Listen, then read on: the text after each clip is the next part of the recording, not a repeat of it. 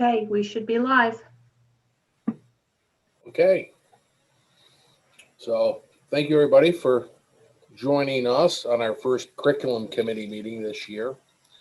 So what I thought we'd start with, and we may have two late entrants. We have Rhonda Williams and Adam Hoover, who we're still expecting. I emailed everybody last night 2 documents, a link to 2 documents, the agenda for tonight and a draft of a purpose and mission statement purpose for this committee.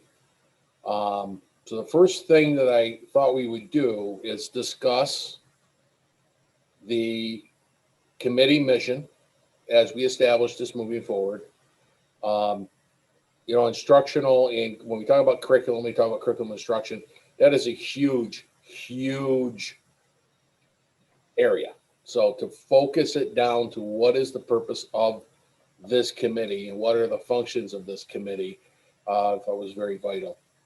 So the mission statement, and again, this is for review and for discussion. So I'll read it and then we'll discuss it. The board curriculum committee will provide vision, leadership, and oversight over the district to the teaching and learning aspects of the school district operation. So again, this is kind of the in-between of we have the overall policy of the board's oversight of the functions and the operations. And then we've got a committee that informs the board and it provides oversight in a little bit more of a condensed, informed manner. But we have the other board committees in finance and in facilities and such as well. So the major functions would be review matters related to existing or new curriculum and educational programs, review results, standardized and evaluation results, monitor curriculum adoption and implementation cycles. That's in collaboration with the superintendent. Everything's in collaboration with the superintendent. I guess it could be on everything. Informs and directs the board's annual approval of learning goals in support of the district's educational mission. Guides the board in periodic assessment of progress toward achievement of these goals. Holds informational meetings with appropriate professional staff members dealing with curriculum items, including current and innovative matters. So in that sense, again, in a large school district, there are different things where you could have multiple layers. We had a director, we don't have a director. Our instructional leaders are our principals. So rather than have an invitation when we are on a topic, we're always going to have a topic that are relevant. So that's what we discussed this year of expanding our committee to include the 3 building principals along with our board members and myself. So any thoughts or comments on that statement or functions?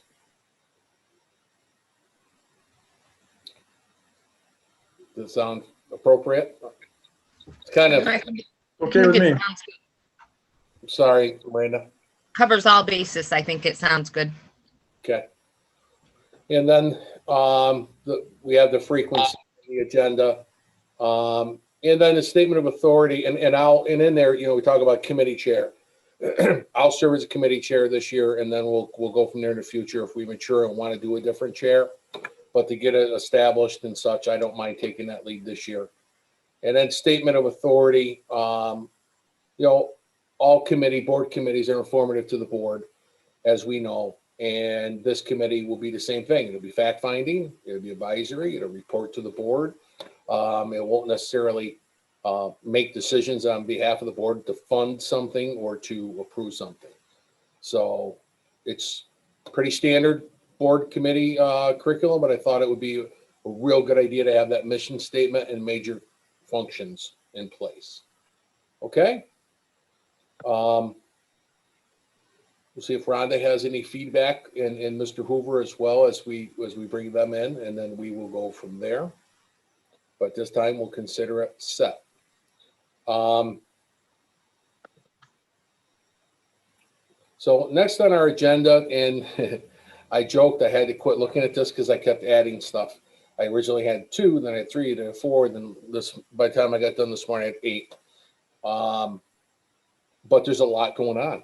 and there are a lot of initiatives going on. And so we're going to go down through our initiatives. And number 4, the math curriculum, we'll talk a little bit about. That's a little bit of a change in how we're going to implement and what our consideration was there on behalf of our teachers. So let's start with the letters implementation. Mrs. Hoover, if you could give us an update. Okay, so I'll probably talk about CKLA also because they really go hand in hand, which is the next agenda item, if that's okay. So the letters, just to remind everybody, that stands for Language Essentials for Teachers of Reading and Spelling. And this was an initiative that we started last year and got almost 100% of our teachers in the building through it that are the core teachers. I think we have 3 left that need to go through it. And basically it was last school year and then over the summer, and it's a very rigorous program. It's a college level type course, really looking at explicit phonics instruction. So you know how the pendulum swings in education. We went from this whole language, let's immerse kids in text, and then they'll eventually get it, to no, we really need to go back and look at explicit phonics instruction so every child can get it. Not just, you know, the gifted students who easily would pick up on a whole language scenario. So since then, we also used, with the support of the BOCES helping us with letters implementation and training, we're also using the Hegarty materials. And this is a pre-K through 2 series that really has practice sessions each day that we're doing in the classroom with drills for like auditory discrimination, phoneme manipulation. So for example, the teachers might spend like 5 or 6 minutes drilling really quick, say the word cat without the C sound, without the K sound. Okay, what is dog without the D sound? Now put in the H in the OG, and what do you have? So it's really working with phonics intensely so kids can really understand how to manipulate them and then really hearing them. So a lot of previous instruction and curriculum was very much focused on the reading it, but not necessarily adding the writing explicitly and the hearing of it as well. So you're getting all the senses in reading with this, with letters and the Hegarty pieces. So right now, the kids actually enjoy it and they're drilling and they feel confident with it. So we're seeing some really great things with this as it rolls out, and we continue to roll it out. Our new curriculum for CKLA core knowledge, this is goes hand in hand exactly with what letters training was, and that's one of the reasons we actually picked the program, because of the training we received with letters. And for K-2, there's a very specific skill strand, which basically is that focus on phonics.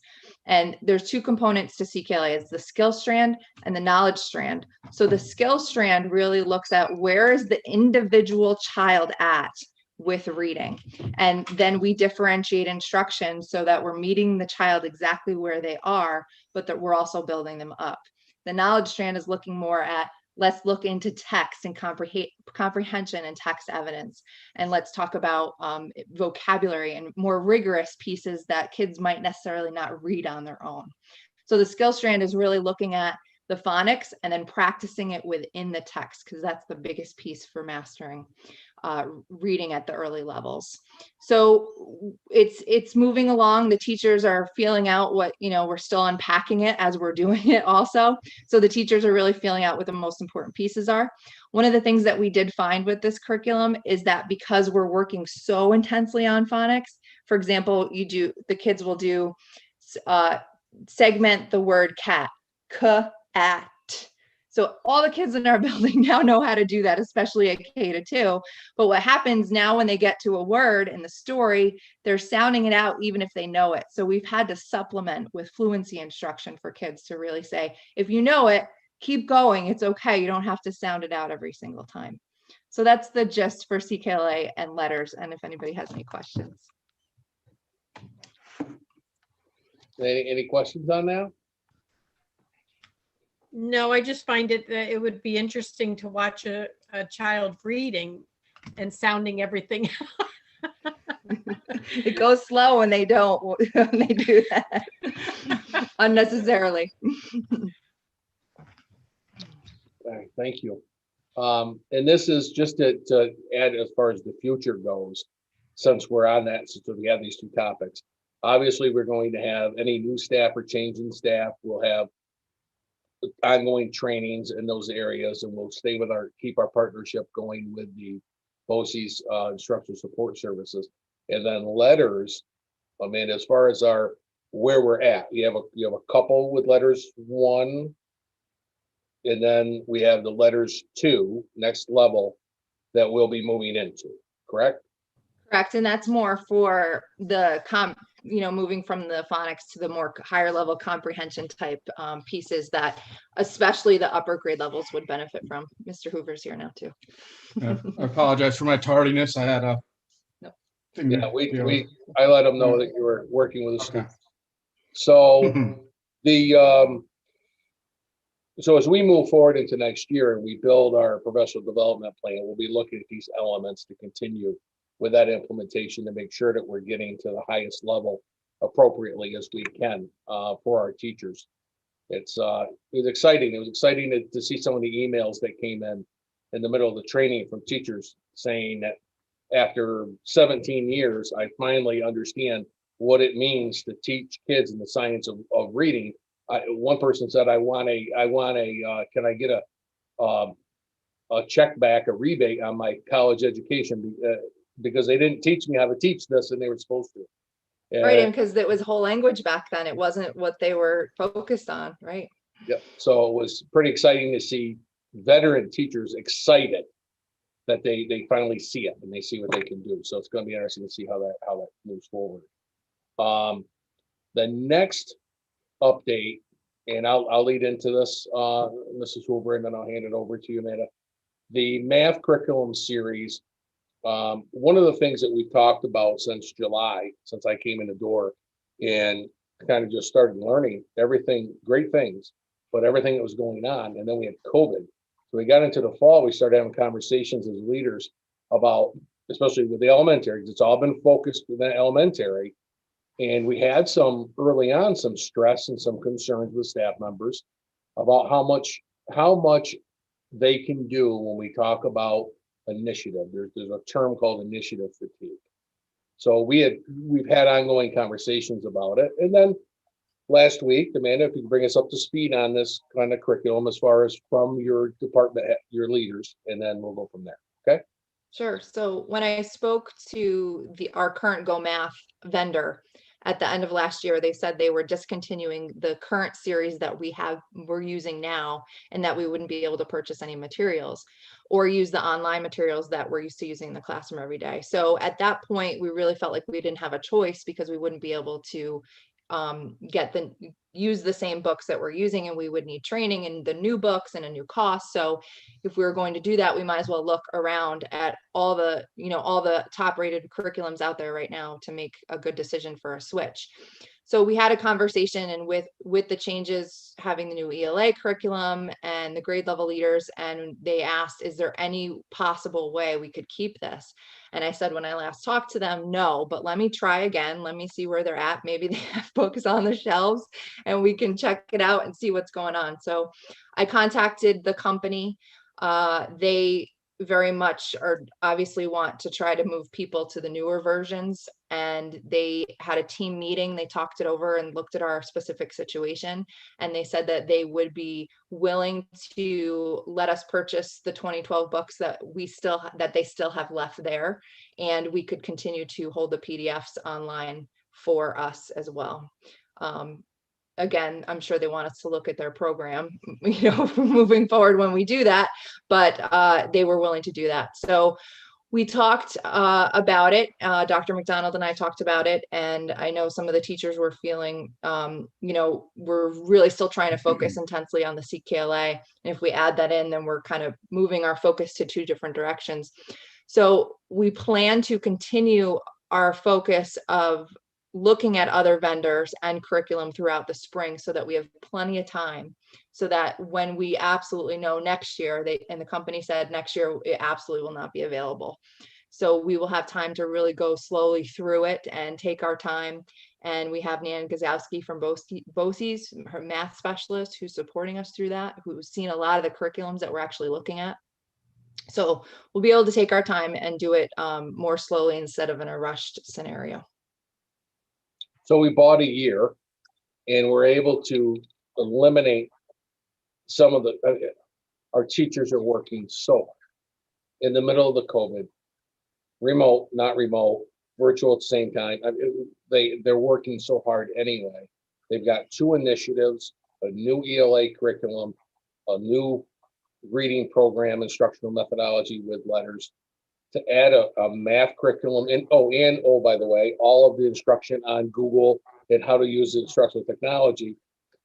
And then we were getting ready to unroll another math curriculum. I'm so happy that they advocated, and then Amanda advocated. She called me right up after the meeting, and we're able to secure, because if the company didn't have them on the shelf, we wouldn't have had a curriculum for next year. We would have had to, which is what was communicated from the company initially. But sometimes it's a buyer's market, and they want to be in the consideration for the next round, as Amanda said. So they went and found them. So that's great. I think it's a real positive overall for our teachers. And now we can stage it out. We're going to build a timeline. We're going to have a document that'll be coming forward of initiatives, and we'll do it in every building. Right now, it's really focused in the elementary pretty strongly. But every year when we do any professional development and key initiatives, we'll have a chart so that we can present to this committee and to the board so that everybody can see exactly what's going on with our major initiatives. If you get too many going, it's like goals, right? You set 8 goals, you're not going to do them all well. If you focus on 2 to 3 primary goals, now you can really dig in and do it well. It's the same thing with the professional development and the training. Teachers only have so much time to give. They only have so much they can take on for new instructional practices. Then you add all these other things that we're dealing with this year, it makes it even more compounded. So I think it's a positive. Any questions or concerns on the math? No, I think it's a positive. I just worry, Amanda, are you finding anybody overwhelmed? Because like you said, we're in a different time, and the whole remote and all of this, they're pretty much like booked. It seems like solid, and I'm just worried about the overwhelm. Somebody being overwhelmed with is anybody communicating that to you, or are we having a plan of action that somebody may need to take it slower? Do we have enough time where they need to take it slower due to, we are in a time where they're teaching and then they're remote, and then they're on and trying to keep everybody intact, plus the trying to follow up with students and families that may not be always on, and there's just a lot going on that I worry about. And when we unfold a new curriculum and how much it may take to learn, that they're not getting overwhelmed. It's already an overwhelming year. Exactly. And that's the reason why if we could have not done a new math curriculum, that's why we didn't want to do it, because it was too much, and they've been communicating that for sure. And I think, I think to say, are they overwhelmed? Every single teacher in the United States is so overwhelmed right now, unbelievably overwhelmed. And our teachers, I give them so much credit because they spent their time in the summer learning how to do Google, learning how to do remote learning. And they were excited. I think they were truly excited about letters and CKLA. Do we certainly have moments where the beginning of the year was hard. It was really, really hard. But I think now we're in a flow. They've found the teamwork down there is phenomenal. So, one teacher might take the one unit and do all the slides for that unit. And they really share the wealth that way. So yes, absolutely overwhelmed, no question. Us not having to pick a new math curriculum really made people feel at ease much more, knowing that they don't have to worry about still learning almost 2 curriculums in next year. Yeah. Okay. Mrs. That was my only concern. Rolling out a new math program, once this is gone and no longer available, what does that look like? I know you said someone from BOCES is going to help guide us, but as far as, is there a teacher committee that is, on board with this, and they're going to Yeah. Kind of, weigh through their options and then bring it Good to question. everybody else? Yeah, so we actually already had the first one. We have a teacher from each grade level. We have our math AIS teacher and some special ed teachers on the committee, and Dr. McDonald's on the committee, as well as Nan from BOCES. So we had our first one, and then I think everybody, the reality was hitting us on what that really means when we're looking at one, and that our next grade level leader meeting, it actually came up. Can we please try to figure out how we could maybe keep this for one more year? So that committee is already going. We have one the last week in I think it's next Thursday, February, the last week in February. Thank you. I'm a month behind. And then we'll keep going. We have 5 or 6 that we're looking at right now, and we may be adding some depending now that, especially since we have more time. Okay, good. Thank you. And the nice thing with that is next summer, we don't have to be cramming in math curriculum trainings. So we can, again, depending on where the instructional program is, if it looks like we're going to end up be similar as we are right now in the fall, we can strengthen. Where do people feel they need more support, and strengthen and provide stuff targeted? We can get back into the letters and CTLA and tighten that up wherever people feel they need some more guidance, and then advance the individuals who are ready. So it's good to have this, I think, good to have this break for so many reasons. So very good. The next agenda, well, are there any other questions on that? If not, I'll go to the next agenda. Next agenda item is FastBridge. And want to give an update. One of the things that, that's our baseline. That's our comparison data for literacy. And we're still moving forward with that. We have not changed that concept and that philosophy. But last year, we had fall and winter data. That's it. We didn't get the rest of the year because kids weren't there. They were out. So this year is really our first full year of benchmark. Fall happened. Winter is coming up. Am I right? Yeah, 7th grade actually did theirs today, so we're in the window of doing it right now. Actually, there's about a 2 to 3 week window of when we can do it. Okay. High school plans on getting that done within that window as well. Okay. And then the next round is what time of the year in the spring? About May. About May. Yeah. So we'll have a full year, and we'll also have fall to fall and winter to winter, or fall to winter. So we'll have some cross year comparisons. So when we get done with this next round, we'll start looking at that data and getting some data comparisons so we can take a look at it, even with the spring. And we know that being in remote learning was not the instructional program that we feel that we can deliver. We know we can deliver. So, but we'll still take it into account, because that's still a good baseline for us as we stage up. So I just want to give an update on that and let you know. And we will bring the data. We'll bring some of that comparison from year to year, initial data, early spring, when we get through this testing and we get the data together, and we'll make sure to bring that forward as well. Okay. Any questions on that? Comments? Okay. And then the next agenda item, number 6, I felt it would be a good time to get another just a current instructional program updates and any conversation or discussion. So, Mr. Hoover, you want to go first? Sure. Excuse me, I should have coughed before I unmuted. So since we've moved back to 3 days for our 7th and 8th grade, and we have 4 days for our 6th grade, we've actually been able to, as expected, kind of, I don't want to say increase the pace, but basically kind of increase the pace of what we're doing with the kids there 3 days a week as opposed to 2. Makes a huge difference. We're still looking at ways to potentially get the 7th and 8th graders back, 4 days a week. And then at that point, we will only have our fully remote students learning online. Of course, there might be kids who are absent at home, homesick, that kind of thing. We'll always allow that to happen. So the pace of the curriculum going through, and New York State sets what we have to go through, and the pace of it's definitely a little bit slower, and I think that's probably the case for most schools across the country.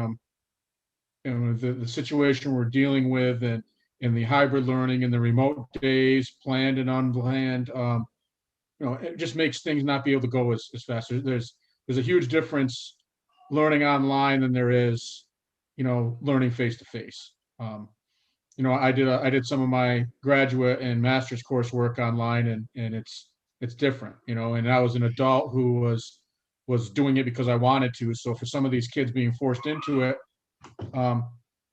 definitely makes things challenging. The teachers are doing a great job teaching what they need to teach and in adjusting the pace for faster or slower depending on the needs of the students, like they always do. But this year is just by the nature of things different. So if you have any questions on the happenings in the middle school, I'd be happy to try to answer them. And one of the things, we still work on that 7th and 8th grade, getting close Yeah. to final details for a 4th Yeah, day. so we're close. Yeah, to be able to get them back more. That'll be appreciated. Go ahead. And just to, you're hearing on the news right now about how other states are just bringing their kids back after a year. Yeah. We're a perfect example that it can be done safely. Right. We're doing Even districts around us, I saw a district this morning finally moving on to phase 3, which now is getting their kids, I think, 2 days a week back in person. And, and that's a local district that's right around us. So, we've taken the precautions with the help of the guidelines of New York State and, with our own thoughts and things. And it's shown, like you said, Mrs. Williams, that we can be very successful with it and safe. And that's the key part, the safe part. Great. Hard work, teamwork, and just consistency, following the guidelines that we put in place, and it can be done successfully. So kudos to you guys. Adam, and Art and Amanda, both, mostly Art and Adam, though I think this affects, you work so hard to bring them back, but are we allowing, as a district, that if, say, a child is supposed to be there but logs on remote, they're still considered there? They have like a choice. Am I making sense to you? Yeah, so what we have, with our hybrid model, we know what kids are scheduled to be in person, which kids aren't. So what we do, and I think both the middle school and Mr. Loomis, you can correct me if I'm wrong, in the high school, we reach out to those parents if a kid is remote and they're expected to be at home or expected to be in school. I mean, that way the parents know, especially with middle schoolers and high schoolers, sometimes they don't do what the parents want them to do. We want the parents to be aware. So we do allow that. It doesn't affect their attendance as long as they're there and doing the work they need to. But we do also reach out to those parents so they're aware that their child's remote learning instead of being in person. Okay. That's what we do in the high school. We do verify with the parents that their child, is supposed to be in, but is learning remote, just to verify that the parents know. Okay. As long as I feel like as long as the follow-up, it's not all on the district, but as long as the follow-up is there and they know, because, teenagers at 16, 17, I don't feel like going, I'm just going to log on today. And I just didn't know if there was accountability with absence, but as long as they're on, whether it be remote or in school, we're still allowing them their attendance to be okay. Do I got that correct? Yep. Okay. Thank you. And I think, and tell me if I'm wrong, but I think the yo-yo effect or a student, there has to be a reason and a purpose. So if it happened continually and it was a yo-yo effect and it was just because they didn't get themselves around or whatever it was, then that would be addressed as well. Correct. Okay. Because that does have an impact to teachers as well for their expectations of who's going to be there or not. Okay, Mr. Loomis. So my comments will mirror Mr. Hoover's to a certain extent. My focus this year for the high school has been on this year because the school year is so sensitive to any changes that happen with COVID. For instance, with our Regents exams canceled, the end goal for a lot of teachers is now absent. And so what the teachers are currently doing in the high school is they're trying to maintain, the rigor of a Regents level class while balancing the needs of our students. And some teachers do that differently. They do it different. It just looks different in each class. Dr. McDonald's done a nice job of keeping my mind, further down the road on some exciting things that I don't want to steal his thunder, but we'll talk about those in a little while. Some opportunities that I'm hopeful we take advantage of. Our teachers are working extremely hard, trying to, again, maintain the same rigor of a curriculum that we had in a normal type of year. Now, in the high school, we are at 3 days a week. We brought our each grade level back an additional day. I think it was in the middle of December, and instantly got extremely positive feedback from our teachers on that. Coming back from break over the month of January, it has continued to be a positive thing for our kids. It does appear that we are very close or at our maximum capacity for bringing our students back. For the high school, what really limits us is the lunch period, where students can eat, what the capacity is right there, and staff members to monitor and supervise those students. That's really the hurdle to get around for bringing any other students back and transitioning into our new semester. It doesn't appear that we will be able to bring any more students back, but that is something we're going to be constantly evaluating, especially as these regulations continue to change throughout the year. And I'll elaborate a little bit on that when Art mentions the lunch. Art inherited a change from a 2 lunch period. That, if you remember, well, Miranda, you were in school, in high school, 2 lunches, right? 2 different periods. Adam, same thing, right? And it was that way all the way up through all the time I was there, and even after that. Then just before Art took over, they went to 1, and then this hits, and we don't have 2. So you don't have the flexibility. You have all of the students in the high school in a 30-minute period of time that have to get through the cafeteria. And when you're talking about this, separated into 2 different locations, the capacity ends up being really quick, being an issue. Now, come September, hopefully, through some work and discussion with staff and all that kind of thing, we'll transition back to a 2 lunch period. It won't change anything as far as any type of programming, but we'll one, eliminate having 380 students in a 30-minute period having to get through a cafeteria that has a seating capacity when we're not in COVID of 260-ish. So if you see right there, we already have an issue. Our capacity is 260. We're putting 380 through 1 lunch period, 30 minutes, becomes a principal's absolute management nightmare to figure out how you're going to feed all the kids and move them around. So we're going to fix that. And moving forward, I don't think we have a choice in that matter, regardless of our pandemic. Art is already in discussions, and we've had meetings and looked at it, and it's easily done. It's going to take some work, but you can't do it mid-year. That's really what I'm trying to get to, because you just can't. Your student management system is set up for the whole year. You can't just turn it off, reschedule, adjust. It takes master schedule to the school year. Master scheduling begins in February, March, and it takes all the way to August for guidance to get that done. And in the summer months, the 20 days that they're there, that's exactly what they're cranking on.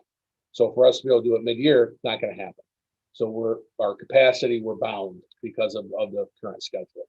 So I'm overly transparent, being honest and transparent. Our schedule is our restriction at this time. Fair to say, Art? Yes, fair to say. Okay. Okay, so with that being said, and you saying that being overly transparent, all of our students while in school are having enough time to get through the line and consume their lunch, correct? Correct. Even before COVID, when we did actually get everybody in the building through, we had students with about 10 minutes of leisure time. So it worked out to not even be an issue last year. Now with only 3 grade levels in the building, it's not an issue this year. Right.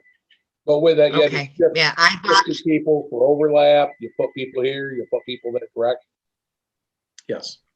I watched last year how you, when you, in the beginning, when you changed how you did it, and it worked out very well after numerous concerns of kids not having enough time. But I did come in and observe that and watch that. And I just want to make sure, that's pushing a lot of kids through in 30 minutes. And, with the cohorts and the distance and stuff, that I just wanted to make sure that everybody was, because it is out there now that we are doing that. Oh, no, Okay, absolutely. thank you. So right now, currently, with having less numbers and having it separated like it is, we've alleviated that problem for this year. But next year going in, we're going to fix it and alleviate it so it's not a concern. So, okay, all that phone ringing was the school messenger that I just sent. So, all the phones were going off at the same time. Career development. No, Mrs. Hoover. Did not get to you yet. See, I reversed it to give you a chance to take a breath because you were doing all the talking earlier. So Mrs. Hoover, elementary. So, I think I talked mostly about the instructional pieces. I think the biggest piece right now is the remote learning. So we've had to, as we're learning this and doing this for the first time, we've certainly had to make adjustments as we're going through. And the big thing that now almost everybody who has remote learners is taking advantage of these Wednesdays with the middle school, high school aides coming over. Teachers found very early on that it's very hard to get a true assessment on the remote learners because you don't know how much help the parents might be giving on the assignments that are coming back. So the teachers have done a lot of one-to-one moments with kids so they can really get some good assessment on where kids are truly at. So that's really helped with preparing for making sure the report cards are accurate. So the biggest challenge is getting all the work back that's necessary and then knowing exactly where the child is with that. So I give our teachers a lot of credit because it's a lot of hard work and they're really finding ways and being creative to be able to get those pieces so that they can truly assess our kids. That's probably the biggest thing that's different than normal. Any questions on elementary comments? No. Okay. So career development, and I mentioned the career destinations program on the agenda. One of the things that I helped develop when I was at BOCES was the career destinations program, and there were a number of avenues and purposes for that program. Essentially, the short version is it's a program that comes in and assists with the required career development instruction for students.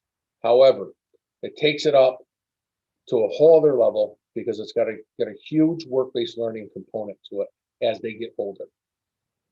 As you go from junior, seniors down, there are a number of different activities from resume, from professional skills, from all of those different aspects, shadowing, bringing in speakers, and then on down to even at the K-5 level of establishing career linked, whether they're presentations, whether they're jobs, whatever the case may be. It serves a couple purposes. One, it's to prevention of population loss in the region, to create and connect with businesses, with students in your region.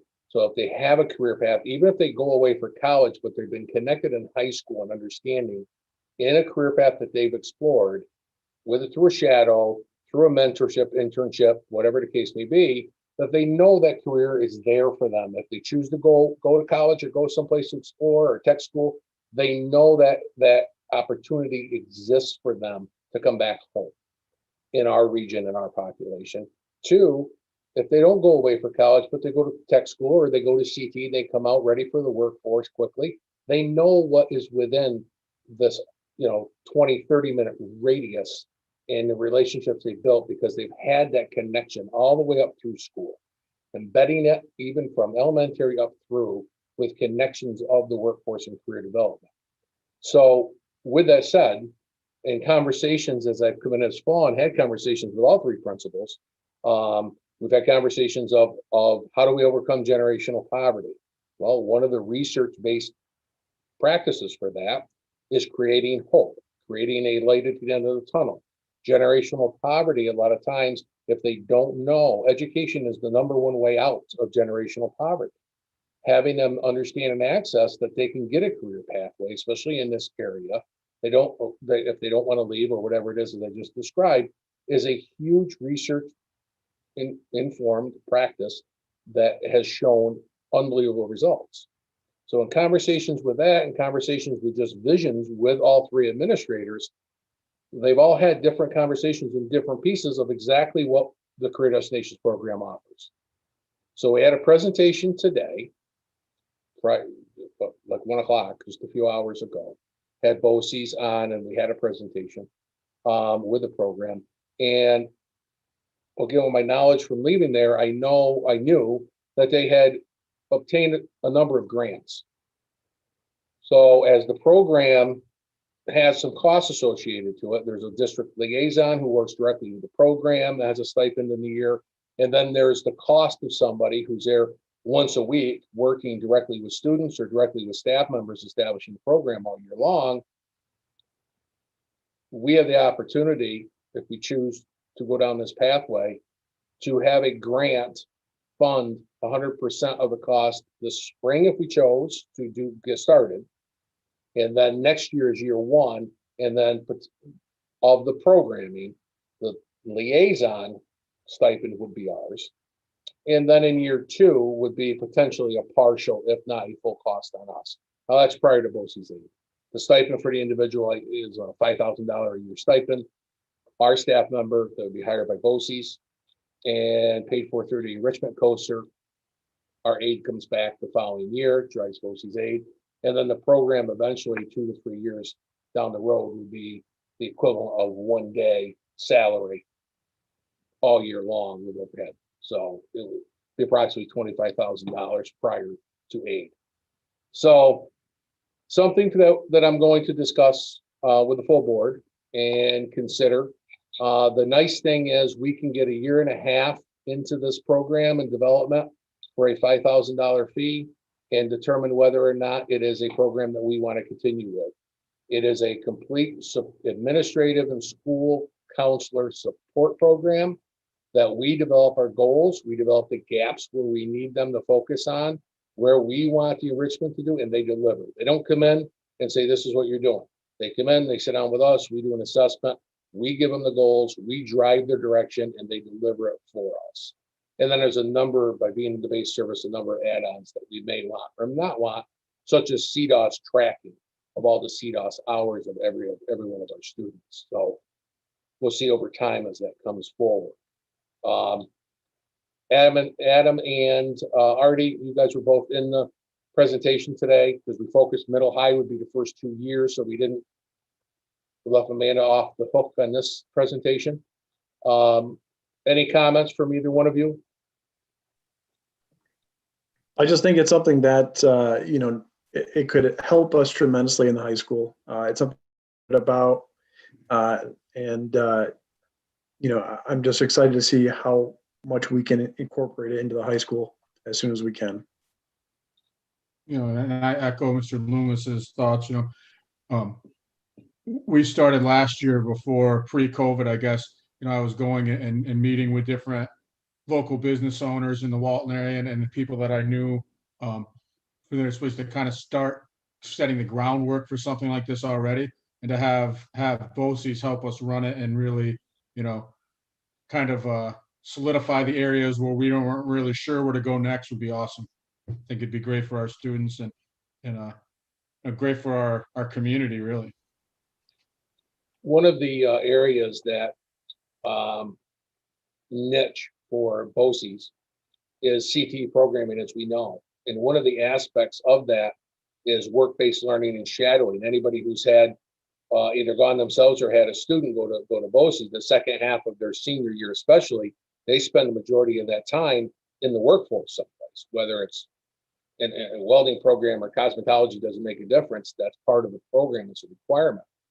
So as a result, and I verified these numbers today, DCMO has partnership agreements with over 300 established businesses in our region, including majority of the businesses right here in our area and community.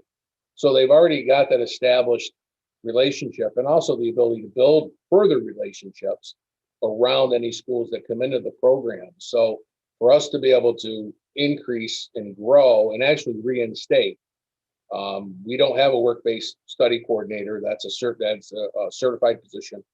It used to be that we had an ag teacher who had that and placed students in their ag program, and also provided oversight for any other placements that occurred through a transition. We haven't had that in several years. So we've got a gap that we've got to somehow fill anyway, because we're going to run out of opportunities for CDOS hours, or required hours, and we're going to have to fill a gap, and part of that is work experience. So it kind of fits a number of molds for us as we explore this and figure out exactly what we need moving forward. So I'm excited about it. We'll be a model. We'll be going through the process. We'll be establishing it. There's 2 districts right now that are still, there were 3 initially. One doesn't know if they're going to continue the transition with leadership, and the other 2 are Oxford and Untitled, who are still going into year 2 or year 3 of the program. Both of which started under grant funding initially, as we would have the opportunity to as well. So, any questions on that? Okay. And then the last topic is enrichment programming. I put an example Harvard student organization, and I know I shared information with the board on this as an opportunity that's coming up. But enrichment program in general, when we think about opportunities for students, and we think about opportunities to do enrichment, we focused our after school programs that we have is focused, if we had study clubs focused on getting homework done or helping kids and remediating kids.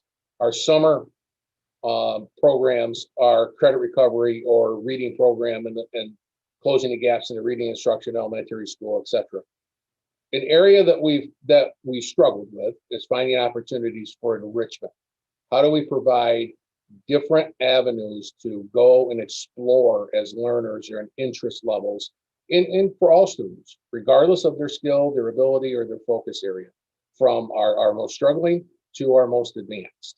So that's one of the areas of focus that we're looking at, are what are the opportunities, what makes sense, what can we afford to do as a district, what are our focuses. We've had a couple presentations here and a couple of reach outs, and one is the Harvard student organization that is a per student charge. We got BOCES to establish it in a COSER, so we will get full aid on anything that we decide to pay for through the COSER. We get aid back the following year, and it's a weekend commitment in the different areas. I think I sent the flyer out to the board, I believe, for your review. So that's something that we'll discuss, whether or not it's something that we want to support, and for the spring support and adjust and move. We didn't have the summer school expense that we've had in the past, so we do have some of that programming that we could decide would be very well used. So that'll be a discussion that we'll have this coming week. The other program that was, and I always forget the name of this, we all do, it started with an E, Educate. It's called Educate, and it's a distance learning program with a twist. This program, these a number of very innovative young educational professionals saw the niche, saw the gap of the lack of teachers in the workforce, and they started a program to do exactly what we're doing right now: asynchronous live video stream instruction, just like we are for our kids when they're on remote. And they've built this program, and it's moving across the country. And it happened to come across it, got them linked up with our BOCES DO service, had them come in and present. And they have the ability to close a gap if you have a program that you can't fill, if you have a long-term sub position that you can't fill for the remainder of the year, with a New York State certified teacher they will have. And if you have any other enrichment type activities or credit recovery activities or different things in the summer months. So we're excited about what this program is going to bring us. You know, for instance, if you decided that you're going to offer something out of the ordinary that you don't have any certified person to do, I don't know, Mandarin Chinese in the elementary school or something of that nature, or it even does an AIS type of program if you didn't have somebody to do it as certified, whatever the case may be. We would have the ability to purchase and share seats with other districts that are interested to share costs and have the aid come on top of it to drive aid for the following year through the program. So, for instance, I believe a full course all year long for 30 seats was, I believe, $13,000. So say we wanted 5 seats, so 30 seats. So say we wanted 6 seats and other schools wanted 6 seats, and then we divided it by 5th, right? So we divided by 5th, then we put 60 some percent posted aid on it.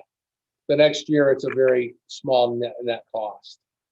I think tech and STEM was an area that they focused on. Am I right, Mr. Hoover? You were excited about that, I believe.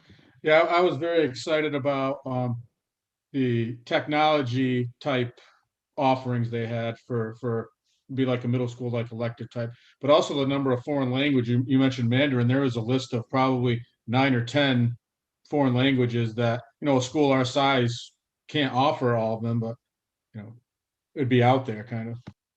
So the key for this program was when they agreed to develop a contract with BOCES to allow sharing of the seats.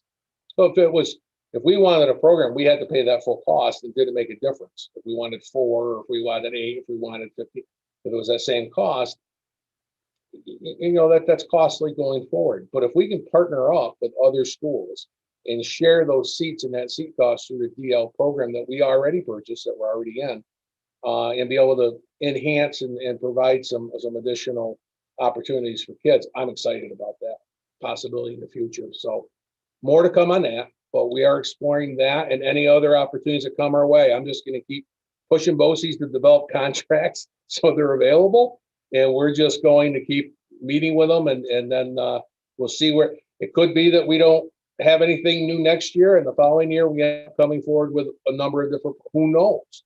But if it's not there and we haven't established the ability to access it, then we don't have the a la carte options available to us, so to speak. So if that makes sense.